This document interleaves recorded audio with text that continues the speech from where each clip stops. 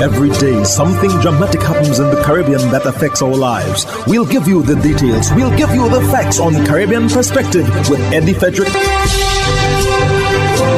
Host Eddie Frederick. Welcome to Caribbean Perspective. So glad you can join us. The story that takes the lead in today's edition for Friday, 24th May 2024, and brought to you in association with our friends at Antillean Group. Climate change and the impending hurricane season put a strain on Jamaica's inflation rate. Details after this important message. Believe in our strength, we'll stand by you. Protection from all, perils big and small. Reassurance we give, it's so glad to see. Peace of mind, that's our service guarantee.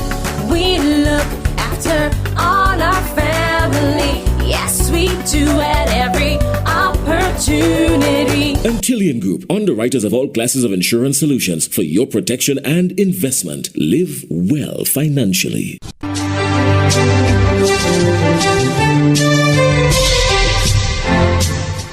Welcome back. The Bank of Jamaica predicts a 6.3% inflation for second quarter. It will do other regional neighbors well to take note as to what the predictions are.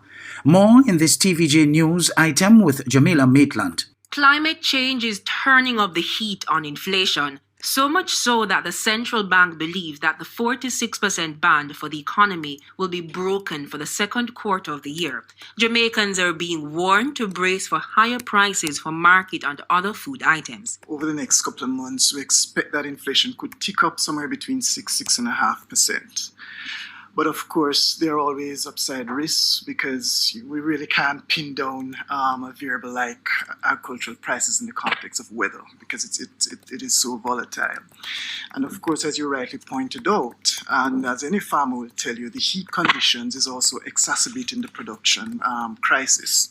Senior Deputy Governor of the Bank of Jamaica, Wayne Robinson, explains customers of the JPS would also see an increase in their utility bills. Studies have shown that oil prices tend to increase around the summer. Additionally, the country must contend with external issues like the ongoing war between Russia and Ukraine.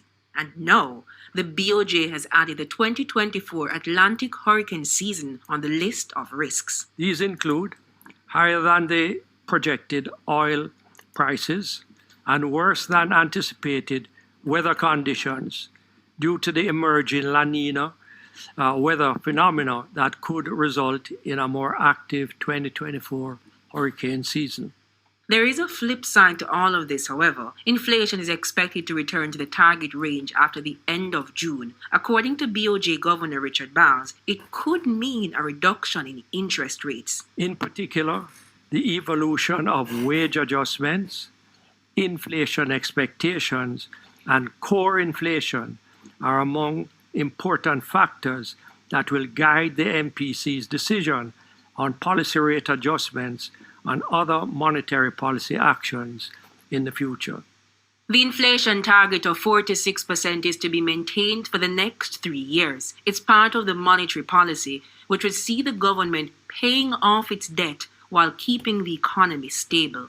Jamila Maitland, TVJ News. Still on Jamaica, the Parliament there concluded without the tabling of a much-anticipated report from the Constitutional Reform Committee, the CRC.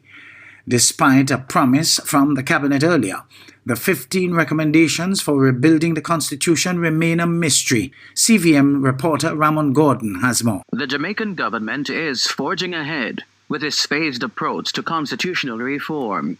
Constitutional Affairs Minister Marlene Malibu Fort, in a release on Monday, suggested that a report from the Constitutional Reform Committee, CRC, would be tabled in Parliament, still without assent from the opposition People's National Party.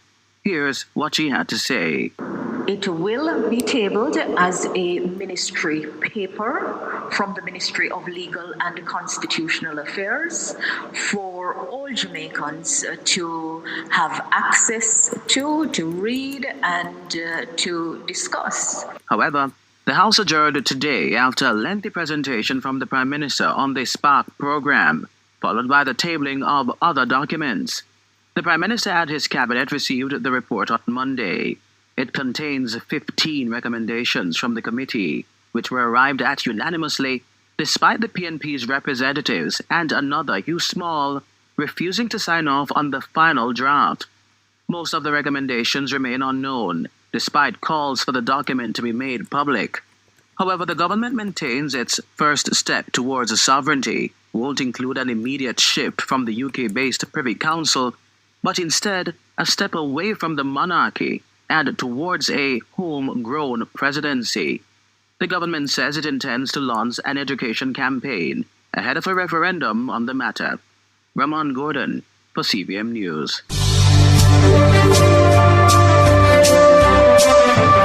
You're listening to Caribbean Perspective with Eddie Frederick. In association with our friends at Antillean Group, underwriters of all classes of insurance solutions for your protection and investment. Live well financially.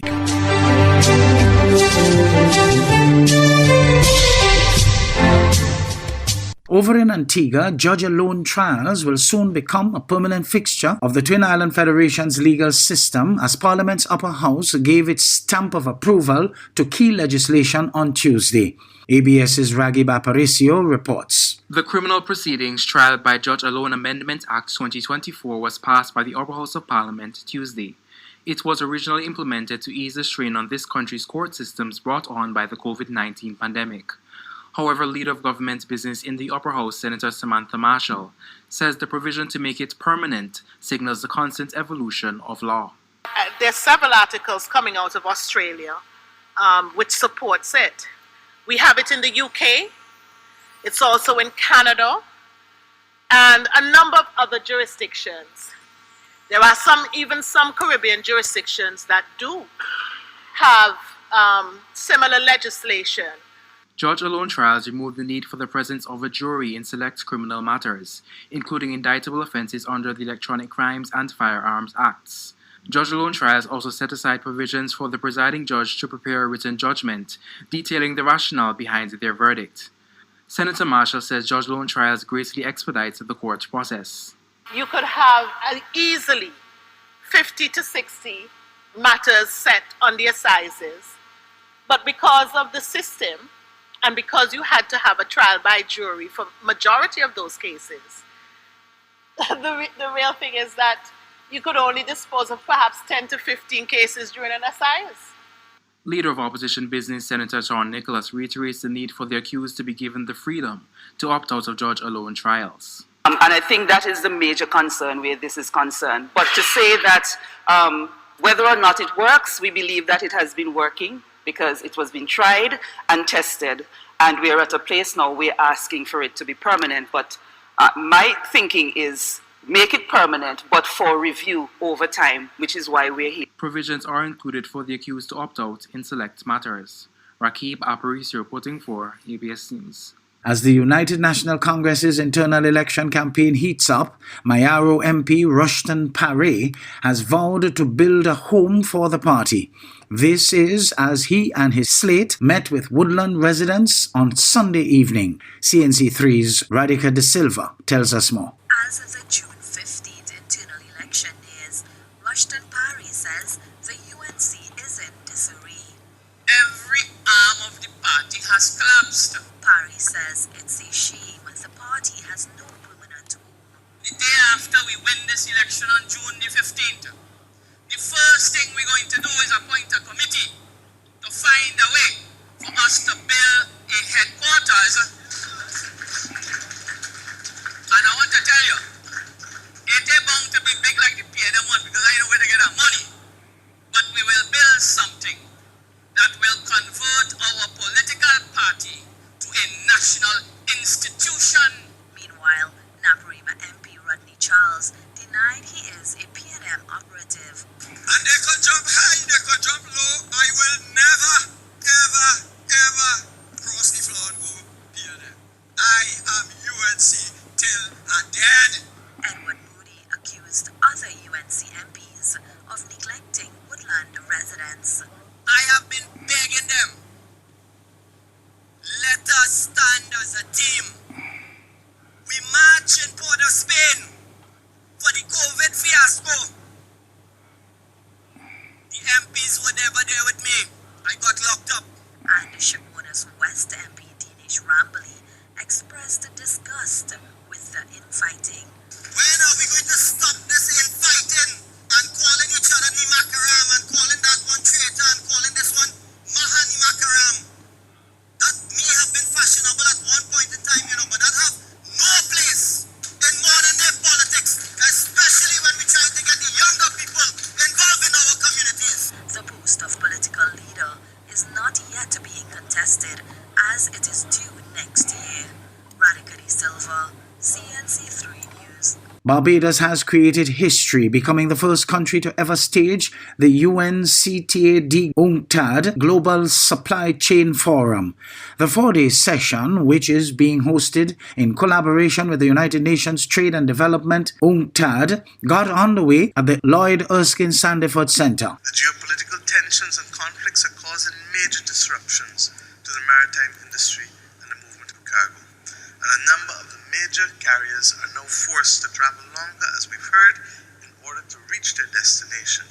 Indeed, I believe it was Maersk that said recently that these disruptions are causing them to face increased energy consumption as high as 40% in some vessels, and in some other vessels as high as 70% in order to get to their destinations because of the new routes that they now have to travel. Meantime, several local, regional and international dignitaries were in attendance, including Secretary General of the United Nations Conference on Trade and Development Rebecca Greenspan and Deputy Secretary General of the United Nations Amina J. Mohammed. Our current trade agreements prioritize the interest of powerful nations over the needs of developing countries.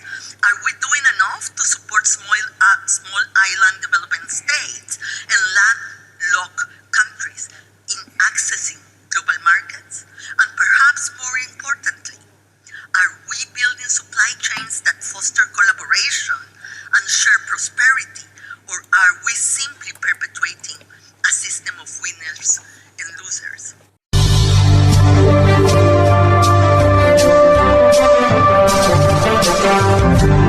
I am Eddie Frederick, wishing you a restful weekend. This has been Caribbean Perspective, a whole new approach to highlighting developments in the Caribbean. In the meantime, please follow us on Facebook and subscribe to our YouTube channel for daily regional news and more, in association with our friends at Antillian Group.